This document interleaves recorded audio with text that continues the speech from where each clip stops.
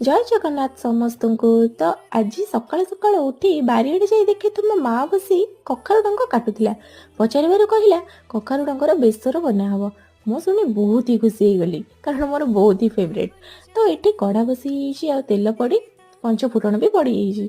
तो मसला जाक ये मामा पकई देछि एंड मसला उपरे हल्दी गुंड लंका गुंड पड़ी मिक्स हो। तो अल्प टिके ही कषेबे सोरिष मसला जेहेतु तो अधिक कषा तो मसला कषि हो सारा पर ए हल्का पानी देदबा। तापर ये मामा परिवा तक भी पकई देछि। तो परिवा पकई सारा पर एथिरे आम स्वाद अनुसार लुण पकेबा और लुण पकई ढांकी दबा किछि टाइम पाई। तो तापर एमती मझिरे मझिरे याको बाहर करी घांटीबा।